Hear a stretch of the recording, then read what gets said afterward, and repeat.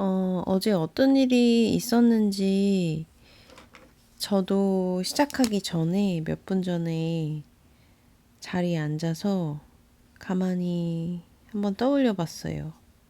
저에게 어제 어떤 일이 있었는지, 그리고 그 시간들이 왜 좋았는지 잠깐 떠올려 보면서 가만히 앉아 있었거든요. 근데 그 시간이 참 좋은 것 같아요.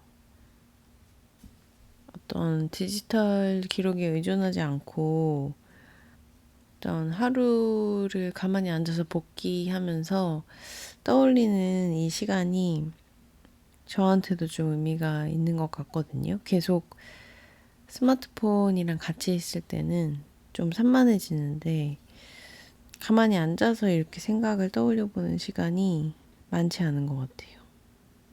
그래서 어제 제일 기억에 남는 시간을 먼저 기록했는데 세 끼의 식사를 먼저 기록을 했습니다. 어제 저는 아침에 좀 긴 산책을 했어요. 그 우에노 지역 여러 군데를 천천히 산책하듯이 돌아다니면서 걷다가 점심까지 있다가 어제 오후에 이제 집으로 넘어와서 새로운 숙소에서 체크인을 한 시간이었거든요.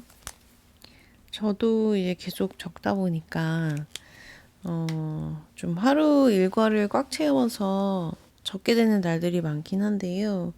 기억나지 않는 시간들은 적당히 비워두거나 기록하지 않는 것도 저는 의미가 있다고 생각해요. 혹은 정말로 기억이 잘 안 나는 그런 시간들은 기억나지 않는 시간으로 따로 분류해서 기록을 해보는 것도 의미가 있습니다. 그런 시간들이 좀 많아지거나 쌓이게 되면 요즘 내 삶의 밀도가 많이 촘촘해지지 않고 정신없이 흘러가고 있는 건 아닌지 또 점검해 볼 수 있는 계기가 되는 것 같아요. 여러분들 기록하시면서 이렇게 컬러로 블록이 나뉘게 되잖아요.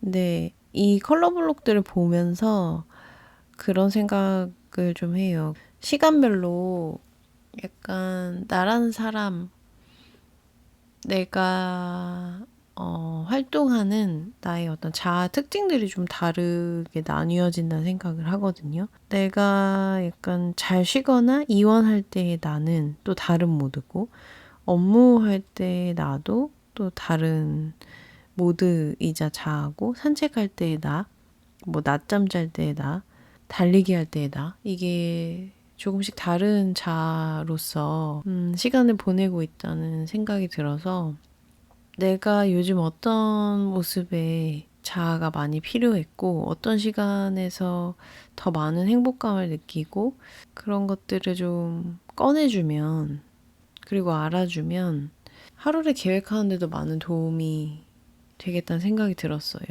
다양한 시간을 살아내고 있는 나의 모습 중에서 나는 어떤 자아의 모습을 더 많이 꺼내주고 싶은지 매일매일 기록을 하다 보면 한 주간의 기록이 쌓이잖아요.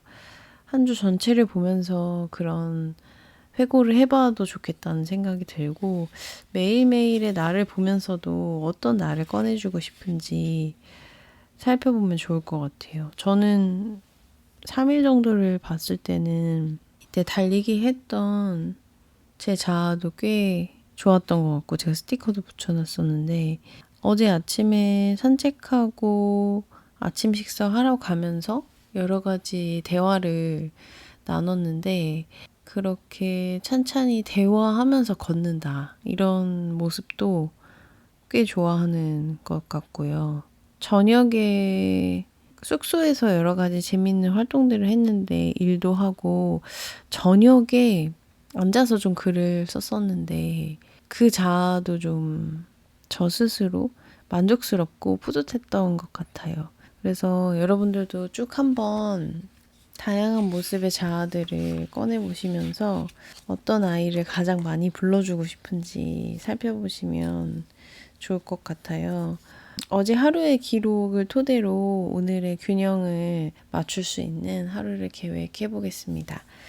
계획하는 기록을 해보시면서 오늘 하루의 장면 안에서 나는 나를 어떻게 돕고 싶은지, 어떻게 돌보고 싶은지, 어떤 일을 더 많이 해주거나 혹은 어떤 일을 덜어내고 싶은지 이런 것들을 생각해 보시면서 기록해 보시면 좋겠습니다.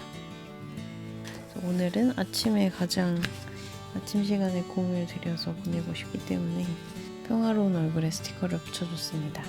오늘 하루의 계획까지 다 기록을 해봤는데요. 오늘도 아침 루틴 기록 함께 할 수 있어서 기쁘고 또 감사했고요. 오늘 하루도 여러분 스스로를 듬뿍 돌보는 하루 만드시기를 바라겠습니다. 오늘도 좋은 하루 보내세요. 안녕.